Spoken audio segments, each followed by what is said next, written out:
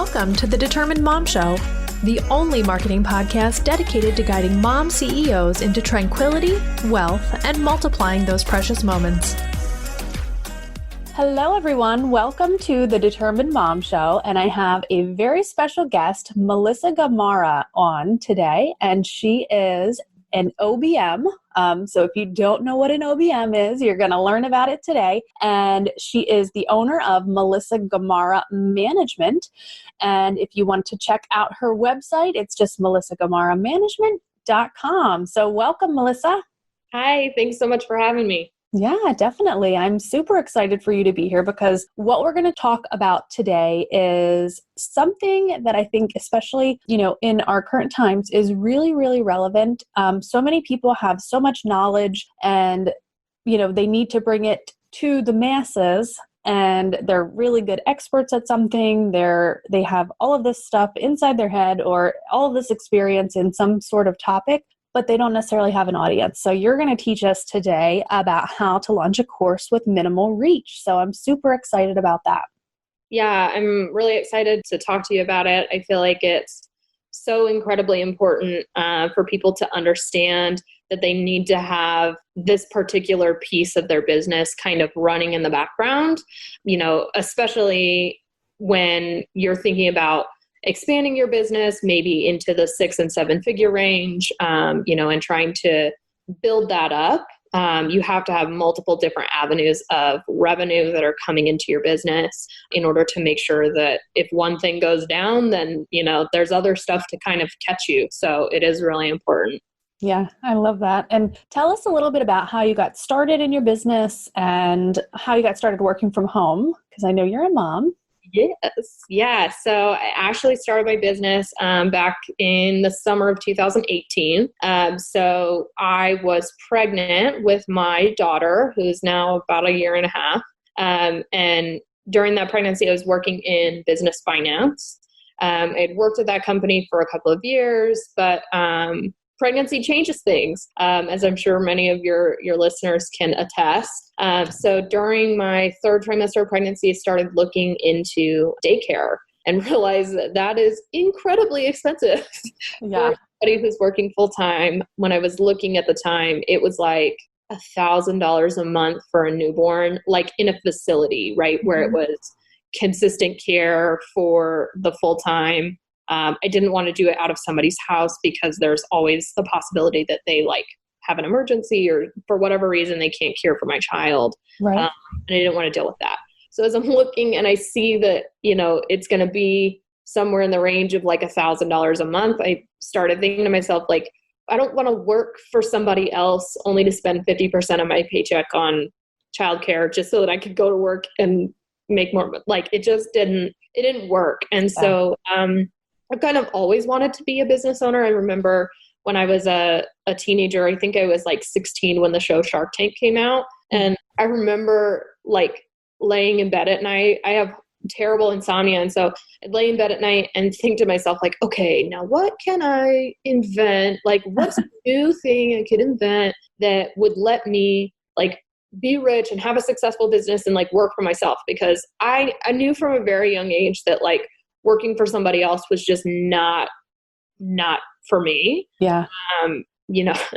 My parents all the time would get mad at me because I'd quit jobs all the time, mind you, as a teenager, but they'd be mad because I wouldn't stick with jobs for very long. But I'm the kind of person that I don't particularly like sticking with things that I don't enjoy. If it doesn't make me happy, I'm not going to do it. So anyway, so I started looking around for things that I could do, working from home. I have a background in finance. And so it's okay, maybe I could do bookkeeping for people or, something along those lines, and started digging on the internet and found virtual assisting, which is kind of this umbrella of tasks that they do. It can be anything from general administrative, responding to emails, all the way up to website development and changes and things like that. So there's a huge array of things that you can have a VA do. And so that seemed like it would be the perfect fit. So I actually signed up for Abby Ashley's VA course. I love Abby.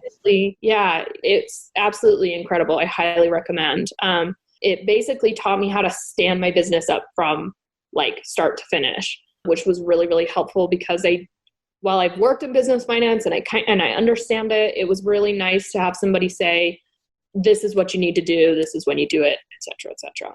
So I started my business as a VA and worked at that. I quit my job in February while I was still on maternity leave because I had replaced my income at that point, which I'm very fortunate for. And then by August that same year, so 2019, last year, I became a certified online business manager after, when I was a VA and I'm bringing on more clients, I realized that I was doing a lot more like business and marketing strategy and helping people, expand their businesses and bring more people on and, launch courses and put websites together. Like I was doing much more high caliber stuff.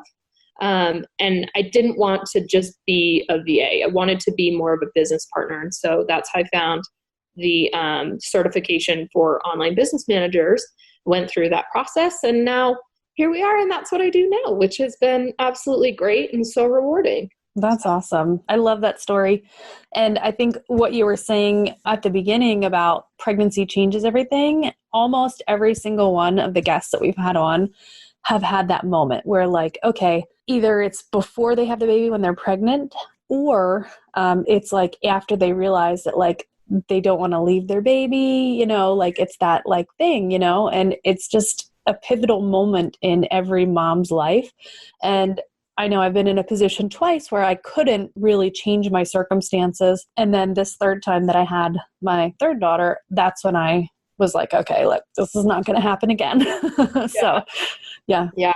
And, I think to myself all the time, just kind of reflecting on like how grateful I am that I'm able to work from home. And my daughter is actually watched during the day by a family member who stays home with her own young child. And so she is still in daycare in some sense of the word, but I can't imagine having to leave for work at 7:30 in the morning, not getting home until 5:30 in the evening, and then basically just having to put my child down. Like I cannot imagine how different my life would be if I did not make this huge leap way back when. So I'm incredibly thankful and blessed to be able to work from home and, have my child live just a couple or, be watched by somebody who lives a couple of houses down. It's incredible. So that's awesome. And your commute, like not to mention the commute, it's like non-existent. I know like there's just so many pluses to being able to work from home. And I love success stories like yours because it gives the moms out there that are kind of like in that like pregnancy mode, like the panic, I like to call it the pregnancy panic or whatever. And I think one of my first episodes of the podcast specifically about that, but definitely I think it gives them that kind of glimmer of hope, that light at the end of the tunnel, that there is a solution. You can work from home and you can make the same amount of money, if not more, than you were making in your corporate job. So I think it's really important to have people like you come on and attest to that. Absolutely. And, it's one of my favorite things to be able to help give people the tools to like start up their own business, which is part of why I love like giving people information about starting their own course, because like, I think that is such a key piece to having a business that is self-functioning and, in times of crisis and whatever is going on. Maybe people aren't buying your one-on-one services, but they're buying your group services because those are a little bit cheaper, or they're buying a course from you because it's a little cheaper. Whatever you can to keep the lights on. And I think online courses are a huge part of that. Yeah. And think about right now, we're in the middle of this pandemic as we're recording this. It's not going to be when it's airing, but at this point, we're very uncertain of what's going to happen. And there are millions of people at home looking to change their lives right now. So it's a perfect time for that.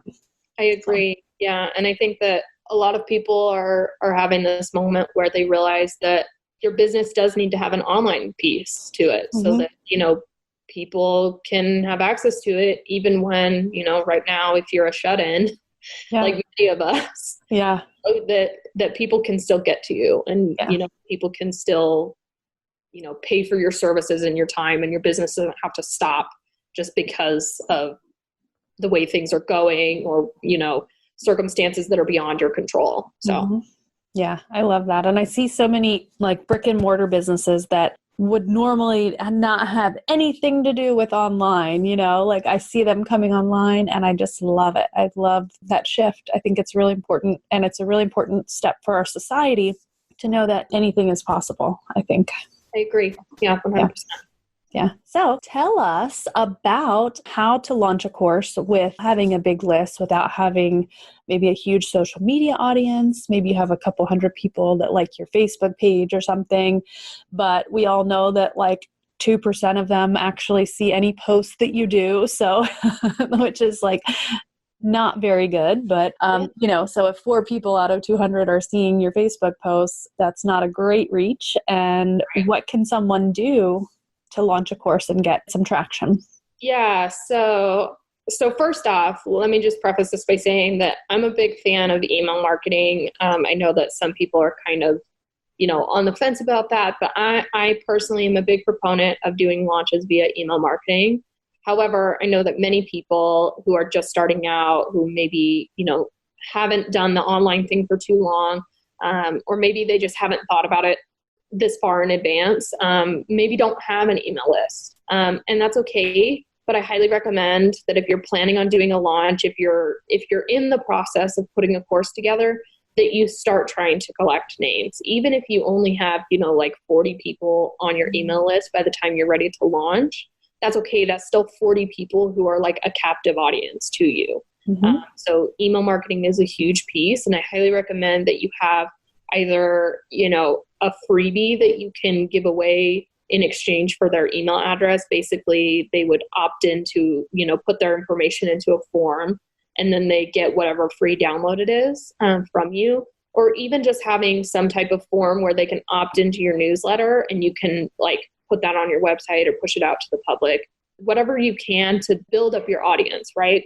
In addition to that, I also think that, doing consistent social media and trying to gain more visibility rather than coming at it from the perspective of like pushing to get people on your list or pushing to get people to buy something from you, just trying to be visible, because that's like half the battle. It's just trying to be visible. Like you said, your posts don't get seen by a whole ton of people. And so visibility is key. And you do that by providing value, I've learned on Instagram that if you are tagging people strategically, it helps boost that. Obviously, you don't want to tag people unnecessarily. Like I've seen posts where people do that. But, if you post a quote from Marie Forleo, tag Marie Forleo, like do that and, do what you can to increase your visibility via social media and, build up your email list. Those are always like go-to strategies. But on top of that, like those take time. And so there are other ways that you can increase your reach, kind of piggybacking off of what other people are doing. So the biggest one I find is Facebook groups. The Facebook groups are huge, especially for, women in business. There's a ton of them. And many of them have days where you can promote free products, where you can promote your courses, where you can, drive people to your Instagram or Facebook page or whatever to help build your audience that way. And then once you're ready to actually launch your course, you can also, push that in there as well. And that's a big one, right? Like there are some groups, like I think it's Women Helping Women Entrepreneurs, is like hundreds of thousands of women.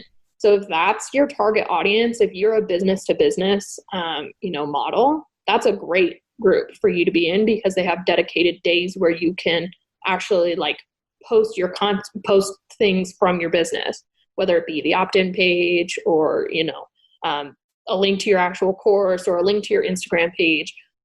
That's a great way. The other thing that I always recommend people do is reaching out to, it doesn't necessarily have to be family and friends, because I know many people who are in the business to business space don't have family and friends who are in, a business of any kind. Right. So, if you're business to consumer, then family and friends might be a good way for you to go. But in a business to business model, making connections with people who are either your ideal client or have an audience that is your ideal client, forging a relationship with them, and with good intentions, right? Like forge a relationship with them from a good place, Right. from a place where, they can say no to you if you ask a favor of them. But, having people that you actually have had a conversation with similar audience to you that maybe have a larger audience, and then asking them to either be an affiliate or some type of like partner with you, where maybe you say, hey, would you be willing to post my course on your Facebook page? And, maybe you give them money, or maybe you give them your course for free, or maybe they'll do it for free just because you've built such a strong relationship with them. Utilize other people, because we're all in this together. And I feel like many of us are willing to help out if it's done correctly. Like if there's a relationship there, if there are bonds between you and the person, and it's not just like being thrown out of left field of like, hey, please promote my course, even though we've never talked before. Those are all really great strategies to promote your course and get a bigger reach, even if your email list is like 10 people or 40 people or no people. These are all really good ways for you to actually get in front of more eyeballs without having to have all of this back work done. Could take up to a year. Building an email list takes time, building a following takes time. So these are kind of circumventing that time frame. So that's awesome. I love all of those. The Facebook groups, that is gold, especially because they do have those, promotion days. And I think also just sharing information in there is really, really helpful for people, because it gives them an insight into who you are and what you do. And then also it gives them the opportunity to ask questions. Like if they're struggling with whatever that thing is, I'll often post in there, like how many people have claimed their Google My Business page. And that's one of my, my main focus of my business is helping people with Google My Business. And 99% of people don't even know what it is. So it's like this, what? There's a Google, Google gives you a free business listing. It's just sparking that interest and curiosity, I think is a really, really helpful thing in the groups. Yeah. And I think that, we live in a time where people are so bombarded with sponsored emails and posts and ads and just everything. So it's really important as a business owner for you to always give value and to do what you can to, goes back to that visibility piece, get in front of people's eyes. And you can do that by providing consistent value on social media, in Facebook groups, in LinkedIn groups, trying to do guest blogging for other people's blogs is a really good way to do that as well. There's always I'm trying to think of some of the other things you can do, get on people's podcasts. There's a website, I think it's HARO. Oh yeah, HARO. Help a reporter out, I think is what it's called. Yep. And they will send you report topics that you can email the reporter and give your information to them. And that's a great way to get more eyeballs to your page. I get emails from them every day. And so, all of these things are kind of a long-term play, right? These are all great ways for you to drive more traffic, to build up a following. And that way, when you launch your course, people will see it. People will see that, oh, this person has online learning. I actually really enjoyed their value-based posts already, so I'm going to sign up for their course. So, it kind of is a twofold thing, but I always tell people you have to lead with value. And I think that that's echoed pretty heavily in the online space at the moment. Right. But it's so important that your value is actually of value.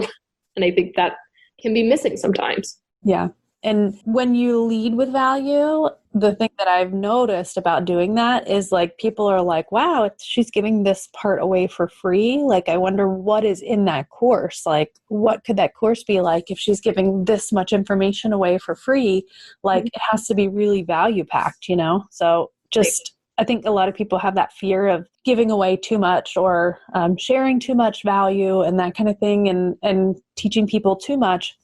But I've seen that even when you share everything someone needs to know, they're still going to be overwhelmed. They still need to have a step-by-step process. they still need that structure. So that's where that course comes in. Right. Yeah. And, in response to like when people tell me that they're worried about giving away too much of their content, you have to remember that like in the age of Google, I don't know that there's anything that like people can't find on the internet. Right. So unless you're in some brand new industry that really doesn't have any competition, like if you're the Jeff Bezos of the world, right? Or you're like the new Steve Jobs, like, yeah, keep as much of your intellectual stuff like close to the chest. But for the most part, like there's quite a bit of people who are most likely doing what you're doing. And so you have to remember that like you need to be competitive. If somebody in your industry is giving away, like, I have a client who's a brand strategist, and I do a lot of like market research for her.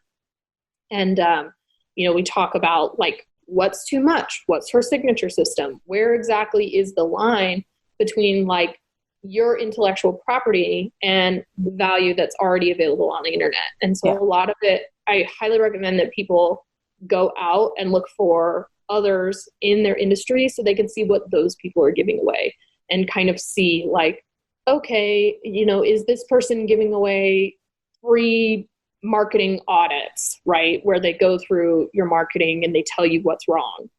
Are they giving away that? Okay, I could probably give that away too. I'm going to do that, and don't necessarily copy everything that those people are doing, but it gives you a good idea of like what's available on the internet and what exactly is beneficial and of value to your ideal client, and making sure that you're staying competitive with those people. I think that's a huge piece of giving away value, is making sure that you're still competitive and that it actually is value. Yeah. I think that's a great point, because if someone else is out there giving away a free 30-minute coaching call and you're only giving away a 15 or 10-minute coaching call, and is that really enough to get to know the person, get to know their business, and give them a little bit of advice and figure out, what their goals are? Like, is 15 minutes enough, or do you need to like, up level and match those or exceed those? So yeah, absolutely. I agree 100%. And I always, whenever somebody's getting ready to launch a course, I always recommend doing market research, both from like free value, but also from like, do people even want a course on this particular topic, right? Like, how crummy is that if you put together a whole entire course and then find out that, oh, somebody else is giving this course away for free, or, oh, people don't actually want this information because it's already like readily available, it's common knowledge, or, whatever the case may be. And again, this goes back to Facebook groups and social media, where you can ask questions of your ideal client on social media. Like, it's really, really easy. It's, it will save you a ton of time if you do the market research ahead of time. And that again will also help with the sale through, right? Like click-through rates. If people actually want what you're selling and you've done the research beforehand to ensure that this is a product people want, then it makes it way easier to sell later down the line because people already want it and you already know that. So it's a key piece to making sure that you have a successful launch. Yeah, I think that's a great point. So maybe starting there with that research instead of, starting to create the course. Like that. Absolutely. Because it takes hardly any time at all. Like, in 24 hours, you can have a pretty decent size of data. Like if for example, you work with coaches primarily, right? You go and find Facebook groups where coaches are hanging out, right? Like there's so many different groups dedicated to business coaches. You can go into those groups and ask. Facebook has a poll question where you can ask, for various different feedback, maybe a 1 through 5, how interested are you in this particular topic? If it was a course, how do you feel about that? And you get tons of information back. I've done this multiple times myself. And the feedback, some of it's not going to be positive, and that's okay. There's just people like that in the world. But, take it in stride and do what you can to find out if this is something that is a viable product that's going to work for you. Yeah, that's a really good tool, that little poll feature. Yeah. Yeah, it can give you a lot of really good insight pretty quickly. And then you can also, ask for comments, right? Yep. Yeah. And you can, in Instagram stories, it's also got a poll option. Hmm. Do you do that in Instagram as well? If your audience maybe lives there a little bit more and you have a decent amount of people that see your story and that would engage with you, then that might be a good option for you as well. But yeah, to lose one day to make sure that you do it right is crucial. Yeah. Because you could lose, I don't know, it's taken me months to do some of the courses that I've created, and to not have that research and not know that there's a need for it would really, really not be cool. Yeah, I always like to joke with people, like, can you imagine if like Tampax decided not to do any kind of market research and then they started promoting tampons to men? Like this revolutionary product that is for women being marketed to men would most likely flop. Like, even though it's a great product, it's a great idea, it most likely would flop because it's not being marketed the correct way, or, they didn't do their market research to realize, like, oh, it's actually women who, are going to be buying the product, even though maybe the man is the one bringing in the money. The women are the ones who are doing the buying. Right. Understanding those pieces will really help the sale of your product in the long run. Yeah. Awesome. Well, I love everything that you have shared with us. And I think all of those tips are extremely valuable in launching that course without a huge list or without a huge amount of influence already or a big audience, all of those things. So, and I also love the fact that you pointed out that it's important to do those things to kind of build that audience over time. It's not an overnight thing where you're going to go from like 0 subscribers to 1,000 subscribers overnight. But the point that you made about being able to do that in the background and keeping that going, absolutely, I think that's critical. Yeah, I agree 100%. And I've actually got a 90-day course launch checklist for all of your listeners. It's totally for free. So if you're looking to launch a course, this will give you, a checklist based on the time frame over the 90 days when you should be doing things and, why those are important and how to do them. So, okay, that's awesome. So the link for that course, from Melissa will be in the show notes. So definitely check that out. And you can go ahead and sign up for that. I think I might actually do that too, because I am one of those geeks that love checklists, and I love systems and checklists and anything that has to do with keeping organized. I love it. So me too. That's why I'm in business. Exactly. So thank you for sharing that with the listeners. That's amazing. And so one last question that I have for you is, what is your favorite thing about being able to work from home? Yeah. So obviously flexibility is a huge thing. As a parent, I'm sure you hear this a lot, but I'm going to reiterate because I think it's so, so, so important. I love being able to, if my daughter is sick, that I can, take the day off of work. If I'm feeling not super great, then I can take the day off of work. If I maybe didn't sleep so great last night because my child is teething or she's sick or whatever, I can drop her off at the babysitter and maybe take the first half of the morning to take a nap and work in the afternoon, and then later in the evening. It has provided me with so much flexibility, both in my personal life and my working life. And being able to be my own boss and set my own hours and do my own thing has been so incredibly rewarding. And I work with just the most amazing people who are so understanding of that. And I wouldn't have it any other way. So it's great. That's awesome. I do hear that a lot. And I think it's I think that's for all moms, that's the biggest bonus, of working from home. The biggest, I don't know if it's a bonus. I don't know what it is. If it's like the main thing, I don't know. Who knows? Yeah, exactly. So where is the best place for everyone to reach out to you? Where do you hang out the most?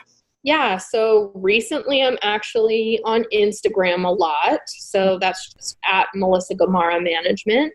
on Instagram. You can also find me on Facebook, posting pretty much the same content.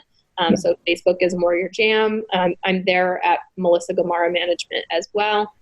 You can also reach out to me via my website, which is melissagamaраmanagement.com.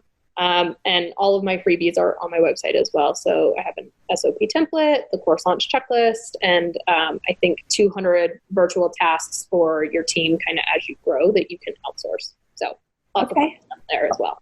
Awesome. That's exciting. So definitely reach out to Melissa if you are needing any help with course creation, anything management related in your business. She can definitely help you and get you organized, keep you organized, and keep you on track. So thank you so much for joining us, Melissa. Thank you so much for having me. It was a blast. Yes, I agree. This episode of the Determined Mom Show is brought to you by Online Marketing for Moms. This membership is dedicated to helping mom business owners to conquer all of the marketing technology that we need to conquer in order to make our businesses better. Online Marketing for Moms offers group coaching, and we also have added so many new courses. The first one is SEO from audits to backlinks, building a WordPress site with Divi, a Google My Business Masterclass, time management tips for busy parents, an email marketing course from AWeber, and you get access to all of the sessions from the Business Mom Summit. Access to all of these courses individually would be over $600, so you are getting an amazing deal, and you can access all of them for only $37 per month. You can also save 20% by using the code PODCAST when you check out.